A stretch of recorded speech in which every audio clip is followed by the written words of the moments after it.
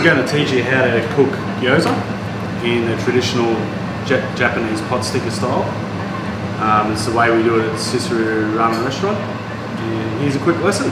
First of all, you need the gyoza. We have some water, some sesame oil, some vegetable oil, some of our famous Susaru dipping sauce, a good non-stick pan with a lid, and a lifter, and a pair of chopsticks or tongs just to help you serve it up.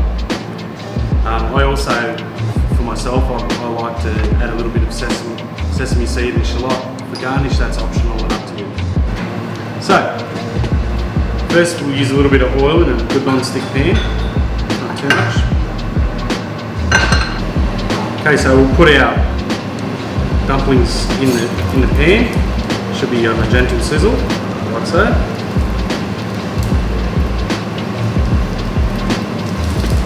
Once the sizzling starts making a reasonably loud sound that you can hear, then add water. Just enough to put a few mils of water in the bottom, a few milliliters of water, and then we'll cover with a lid, and we'll allow that to steam while it's frying on the other side. It usually takes around the 7-minute mark. But you'll know also by look and feel as to whether they're cooked. Just be prepared, this can splatter a little bit. Make sure you've got the lid over and it's a good sealed lid. Okay, so as you'll see here, the water is starting to evaporate and absorb into the pastry of the dumpling. I'll just take the lid off and give you a quick look. You'll see that it's a lot less water now than what we had to begin with. We're starting to head towards the end of the cooking. So that's taken roughly about 5 minutes. Might need another minute or two, so keep it going. You'll feel that the dumplings are quite firm as they get cooked. And you'll see now the water has kind of almost evaporated. So what we'll do from here is we'll do a light drizzle of sesame oil.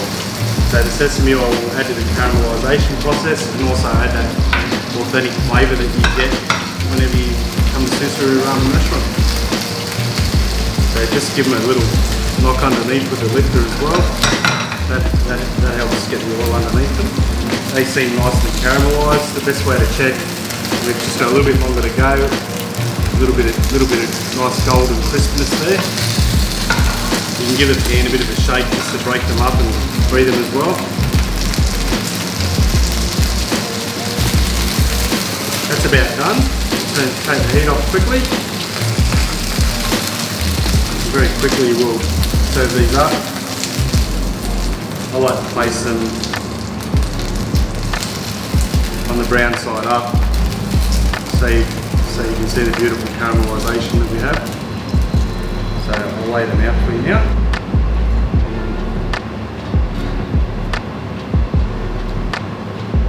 So I enjoy the taste of sesame and shallots with it. So usually just as a bit of a garnish, I'll put a light sprinkle of sesame seeds. You can use black or white. Taste it's always much better. A little pinch of shallots. And that's pretty much how they're served. So you'll see there they've got a nice golden caramel on them. We serve them with our Susaru branded dipping sauce, which we're very famous for.